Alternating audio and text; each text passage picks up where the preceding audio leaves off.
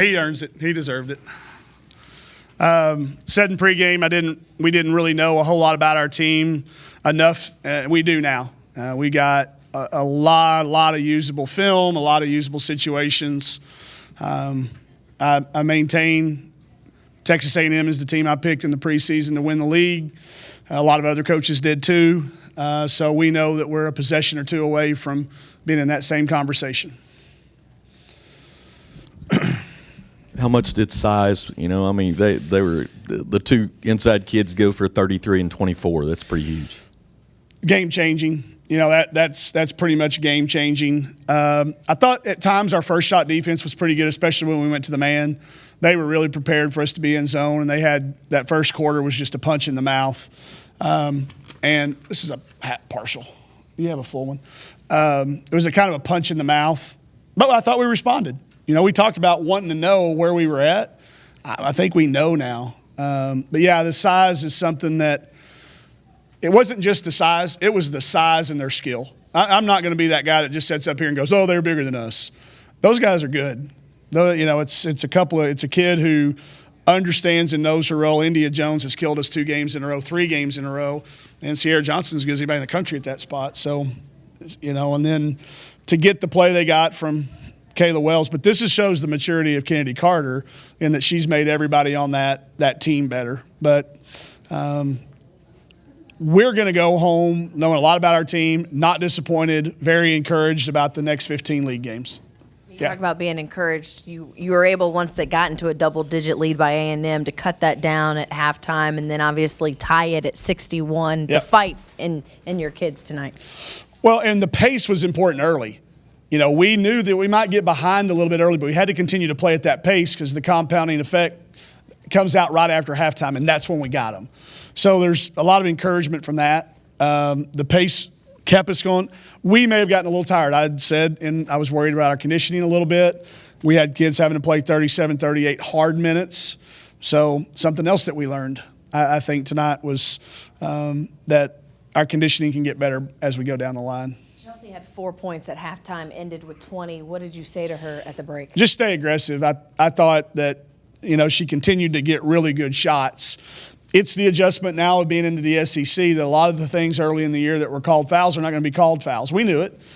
We tried to prepare in practice with what we call road rules, but, she normally shoots 8 to 10 free throws, and so some of that was adjusting to that.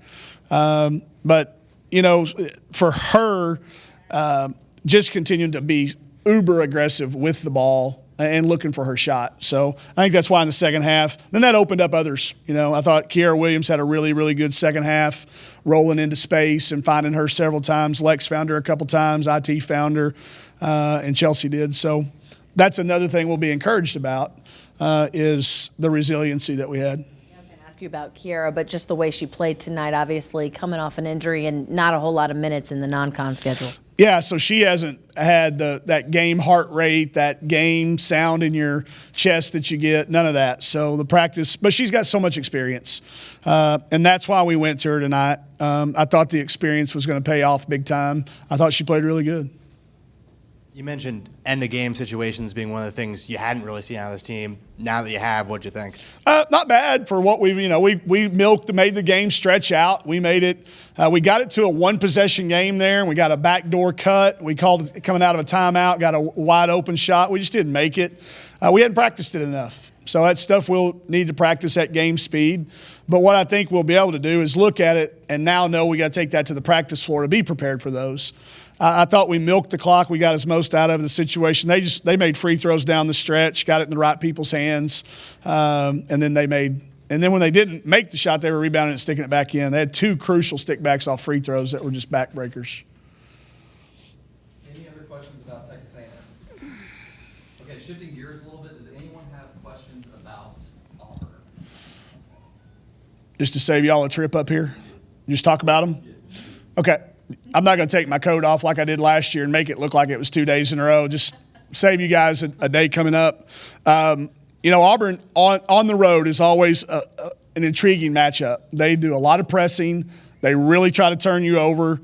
We don't turn it over much. We usually don't react to presses. We normally get open threes. So it's a team that does what they do and they stick to it, it'll be interesting to see if our plan goes down and travels down there. Did 2 years ago. That'll kind of be the plan. They do have another post player. Their best player is their post player. She's had 12 or 13 straight doubles. Unique Thompson is her name. So she'll obviously draw a lot of attention. Veteran guard, playing around them. I don't know how they did tonight. So at Vandy? Okay. So we'll see who bounces back best, you know. And we talk about that all the time. That's what this league does to you. You've got this game, and it's who can learn from it, who can put it behind them the quickest, and who can move on to that next one so that you don't have that 2-game losing streak. We can't let Texas A&M beat us twice. They're going to be saying they can't let Vandy beat them twice.